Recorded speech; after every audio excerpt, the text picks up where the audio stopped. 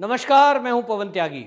कांग्रेस के कार्यकाल में देश के अंदर बहुत बड़ा घोटाला करने वाला नीरव मोदी अब जल्द ही भारत सरकार और भारत की जांच एजेंसी ईडी और सीबीआई की गिरफ्त में होगा। जी हां, जल्द ही उसको जेल में लाया जाएगा। और आपको बताएं कि उसको बहुत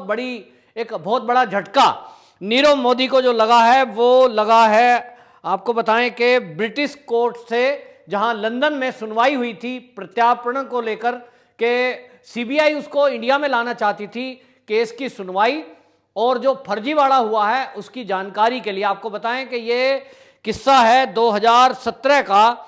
2017 में 14,000 करोड़ रुपए का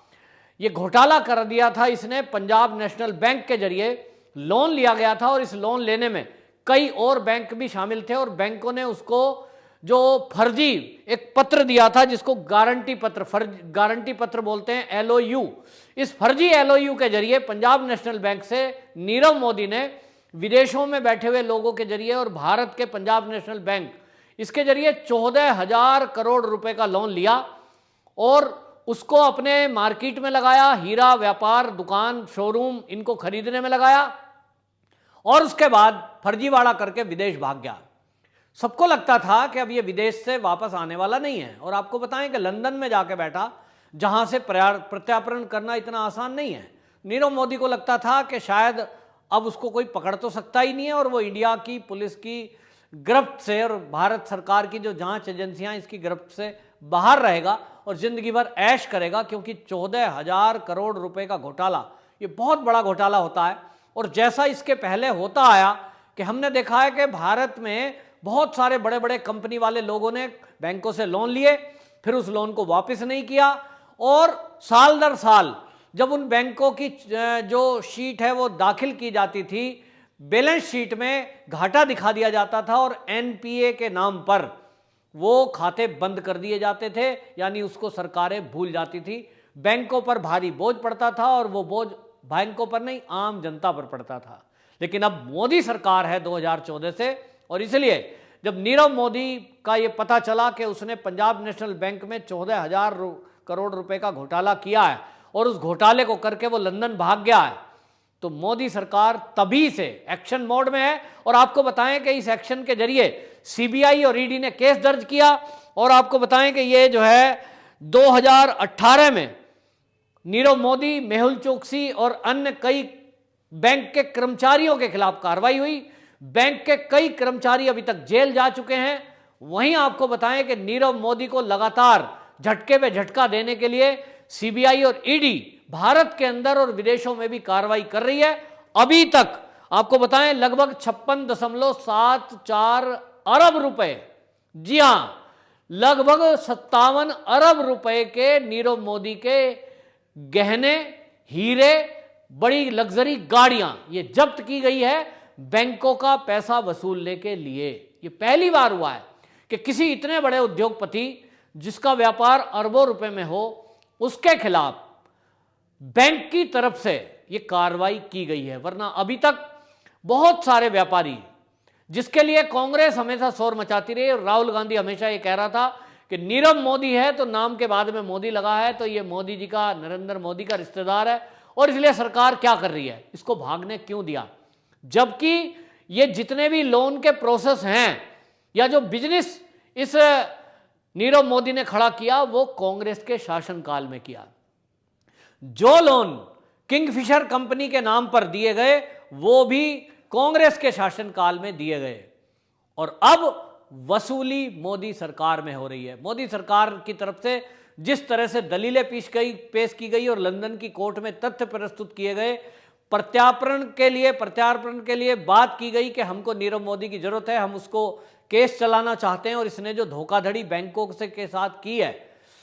उसको लेकर इसको भारत में लाना जरूरी है। तो नीरव मोदी ने लंदन की कोर्ट में एप्लीकेशन लगाई हुई थी और इंडिया न लाया जा सके उससे बचने के लिए उसने दलीलें दी कि मेरी तबीयत खराब है, मैं बहुत डिप्रेशन में हूं और मैं कहीं आत्महत्या कर सकता हूं, ऐसा उसके वकीलों ने प्रस्तुत किया था। और उन्होंने प्रस्तुत करते हुए लंदन की कोर्ट में यह दलील दी थी कि इंडिया में जो जेल हैं वहां उसके इलाज की व्यवस्थाएं नहीं हो सकेंगी और हमारा जो ये मुवक्किल है ये बीमार है ये कहीं उस डिप्रेशन में आकर आत्महत्या ना कर ले, इसका हमें खतरा है। इस पर मैं आपको बताऊं कि जो भारत सरकार की तरफ से वकील पेश हुए थे लंदन की कोर्ट में, उन्होंने बाकायदा यहाँ के कागजात प्रस्तुत करते हुए बताया कि हमारे यहाँ मुंबई के अंदर ऐसी जेल हैं जहाँ पूरे डॉक्टरों की व्यवस्था है और इस तरह के शैल हैं जहाँ आत्महत्या करने के लिए कोई भी ऐसा मौका इसको नहीं मिलेगा और इसलिए हमें इंडिया में ले जाकर इस पर केस चलाने के लिए ये ट्रांसफर करना जरूरी है, प्रत्यार्पण करना जरूरी है। इन दलीलों को सुनने के बाद लंदन की कोर्ट ने ये स्वीकार किया कि आपने जो ये दलील दी है ये काफ़ी है और जो सबूत प्रस्तुत किए हैं कि इसने जो घोटाला किया है बैंकों के साथ, जो संपत्ति अर्जित की और उस संपत्ति से जो अपना साम्राज्य खड़ा किया, एक हीरा व्यापारी के नाम पर पूरे देश और दुनिया में जगह जगह इसने शोरूम बनाए और उन शोरूम के जरिए आगे फिर उसने घोटाला किया। तो इसमें जो सबूत पेश भारत सरकार की तरफ से किए गए थे, जो ईडी और सीबीआई की तरफ से किए गए थे, उससे लंदन की कोर्ट संतुष्ट हुई और अब उस पर मोहर लगा दी गई है कि आप नीरव मोदी को इंडिया ले जा सकते हो। हालांकि आपको बताएं कि अभी एक अगली सुनवाई वहां की सुप्रीम कोर्ट में भी करने का एक रास्ता बचता है, लेकिन जिस तरह की दलीलें और जिस तरह के सबूत भारत की तरफ से पेश किए गए, अब लगता नहीं है कि नीरव मोदी ज़्यादा टाइम तक अब अपने को इंडिया आने से बचा पाएगा। यहीं आपको बताएं कि ये देश के इतिहास में शायद पहली बार होगा कि इतने बड़े उद्योगपति के साथ ये जो कार्रवाई की जा रही है। और आपको बताएं जो किंगफिशर का कंपनी है, इसके भी घाटे में जाने के बाद इसकी संपत्ति को जो जब्त किया गया, उसके लिए भी जो कार्रवाई की गई, ये भी पहली बार हुआ है।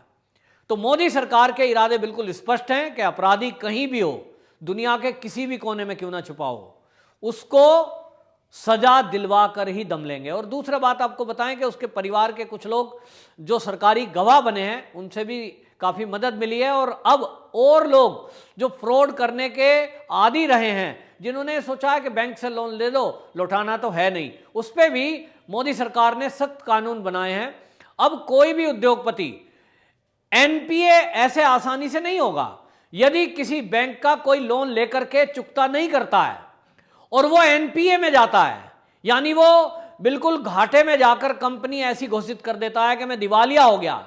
तो दिवालिया घोषित होने के बाद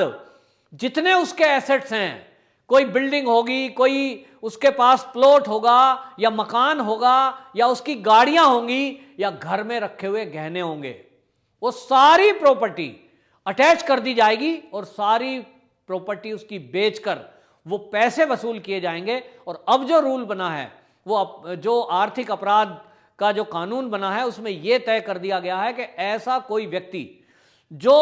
अपने आप को दिवालिया घोषित कर रहा है और बैंक का पैसा नहीं दे रहा है, एनपीए में डाला जा रहा है, ऐसे व्यक्ति को एक सिंगल कोई कार भी नहीं खरीद सकता। वो अगर कोई गाड़ी लेने जाएगा तो उसका अपना पैन कार्ड देना कंपलसरी कर दिया गया है और उस व्यक्ति को पैन कार्ड के जरिए ये देख लिया जाएगा कि इसको बैंक ने एनपीए किया है, ये बैंक का भगोड़ा है या इस बैंक का कर्जदाता है, ये कर्जा इसने नहीं दिया है। ऐसे व्यक्ति को ना तो कोई मोटरसाइकिल खरीद सकता, ना कार खरीद सकता, ना कोई मकान खरीद सकता, ना कोई गहने महंगे खरीद सकता, क्योंकि ऐसा व्यक्ति अब सरकार के रडार पर हमेशा रहेगा। तो पहले होता यह था कि एक बैंक से लोन ले लिया और उस बैंक का चुकता नहीं किया, दूसरे बैंक से लोन लेकर के फिर दूसरी कंपनी बना ली, बड़ी बड़ी गाड़ियां खरीद ली, बड़े बड़े प्लॉट खरीद लिए और कई कई प्लॉट शहरों में हैं, एक फैक्ट्री बंद हुई दूसरी चला ली। लेकिन अब मोदी सरकार ने जो शक्ति दिखाई है, उसमें जो कानून बनाए हैं, उन कानूनों के परिवर्तन करने से अब यह तय कर दिया है कि एक व्यक्ति यदि उसकी 10 प्रॉपर्टी हैं, 10 कंपनियां हैं और एक को घाटा दिखाकर बैंक का लोन नहीं दे रहा है, तो बाकियों को अटैच कर दिया जाता है और इस अटैच करने के साथ में बाकी दूसरी कंपनियों से वो वसूल किया जाता है। और इस अटैच प्रोसेस से अब जो ये भगोड़े हैं या जो बैंकों के देनदार हैं, जिन्होंने बैंकों का पैसा हजम किया हुआ है, उनसे एक एक पाई वसूली जा रही है। नीरव मोदी भी उन्हीं में से एक है। और आपको बताएं, नीरव मोदी की तरफ से ये भी एप्लीकेशन लगाई गई थी कि मेरे जो इन्होंने शोरूम कब्जे किए हैं, जो मेरे प्लॉट और मकानों पे गवर्नमेंट ने कब्जा किया है,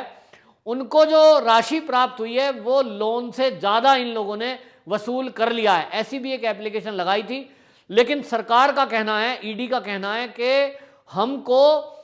ये पैसा वसूल तो करना ही था, लेकिन नीरव मोदी ने जो धोखाधड़ी की है